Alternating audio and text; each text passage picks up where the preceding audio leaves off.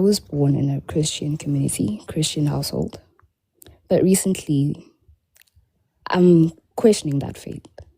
Okay. I'll say that. So, what attracted me here is your question: why are you not Christian? I'd also like to ask the same question this guy next to me asked: why are you Christian in the first place?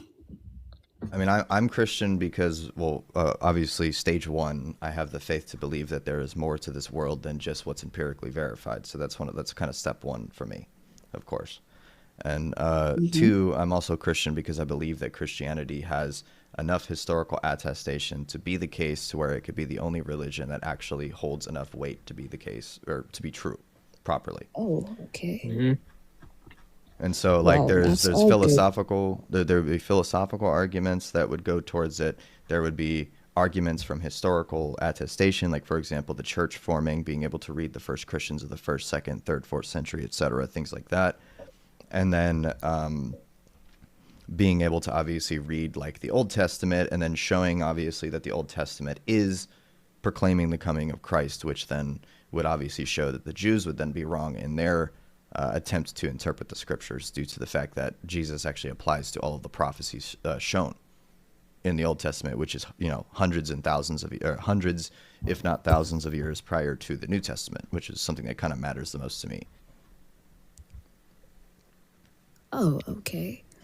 Well, what has been ringing in my head for a while and what I've been reading on about is, since I was taught from a very young age that God is all loving, all powerful, and all knowing, yet somehow this might sound like, like an old debate or whatever, but I feel like I need some So it sounds clarity like on that. the problem of evil, it sounds like, yeah.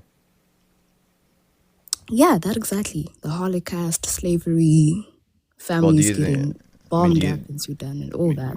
well, we And don't like believe, obviously, that since, God did all those things, right? yes, I know, like Okay. if he's all loving, why would he do that? He doesn't But do that. like, yeah, that's the point. But like, if he had so much power and so much care, why wouldn't he stop all that? Well, it's because of the fact that God created everything for its intention, right? For the way in which it For was instance. intended to be. So God didn't create things to then, therefore, basically fix every little mistake that human beings made. He created us for the purpose of us basically being one with Him.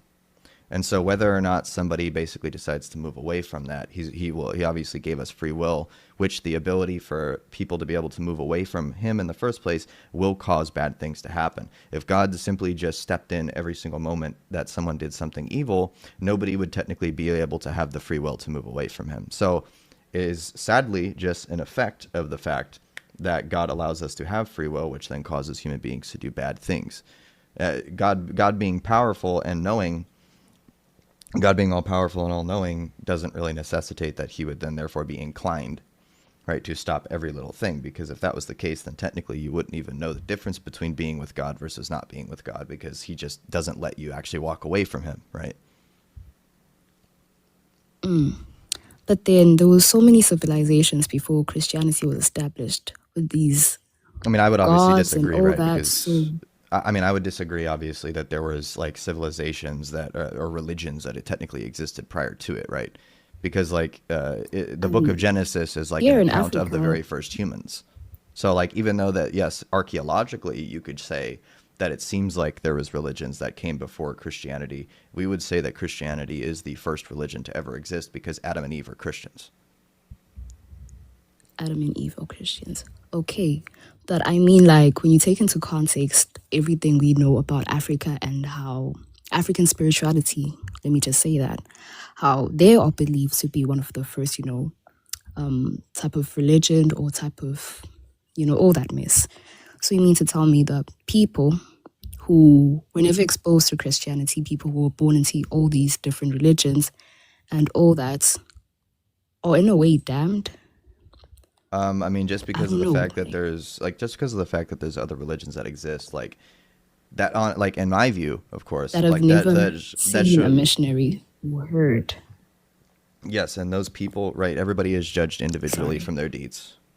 So at the end of the day, we don't know what's going to happen to people who have never never in any way, shape, or form seen God, or seen God, or seen a priest, or seen anything, right? There's, well, first off, like, we don't know for a 100% fact what happens to those people. We don't make claims about them. Okay, it says that God judges everybody individually. So at the end of the day, I'm not on the seat of Christ.